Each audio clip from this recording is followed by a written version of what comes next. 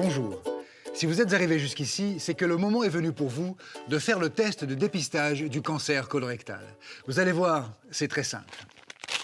Le kit se présente comme ça, en 3 volets. Découvrons ensemble ce qu'il contient. Un mode d'emploi, la fiche d'identification, le dispositif de recueil de sel, le tube de prélèvement, le sachet de protection et l'enveloppe de retour. Tout d'abord, vous devez bien vous identifier grâce à l'invitation que vous avez reçue. Cette lettre comporte 2 étiquettes, une grande, une petite. La grande est déjà pré-remplie avec vos coordonnées. Vous devez la coller sur la fiche d'identification en haut à gauche. Sans oublier, et c'est très important, de compléter les informations ici et ici. La petite étiquette sur laquelle vous devez absolument noter la date à laquelle vous avez fait le test, vous la collez sur le tube, là où il y a nom et date. Si vous n'avez pas reçu votre lettre d'invitation, ce n'est pas grave.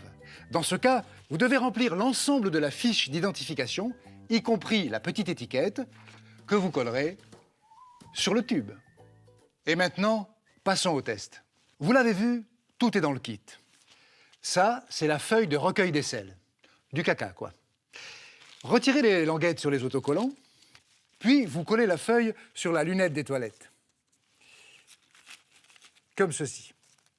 Tapotez au milieu pour faire un creux. Attention, pour que le test soit réussi, aucun contact avec un liquide. Pas d'urine, pas de javel, rien. Entre nous, le mieux, c'est d'aller uriner avant. Et à partir de maintenant, on fait comme d'habitude.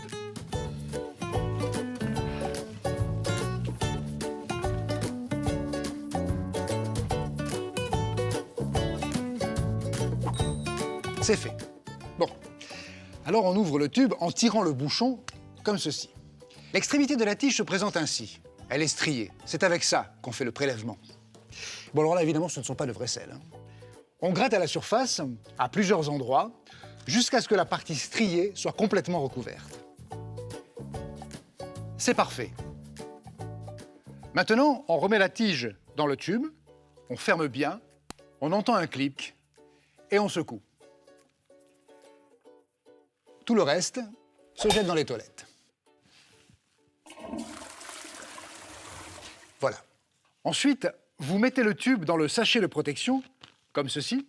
Vous prenez la fiche d'identification bien complétée et vous glissez le tout dans l'enveloppe de retour. Pas besoin de timbre, c'est prêt pour l'envoi. Idéalement, il faut poster l'enveloppe le jour du test. Un empêchement, ce n'est pas grave. Postez l'enveloppe le lendemain au plus tard. Un conseil, évitez de la poster un samedi ou la veille d'un jour férié. Je vous l'avais dit, c'est très simple. Et surtout, ça peut vous sauver la vie. Alors je compte sur vous. C'est à votre tour maintenant.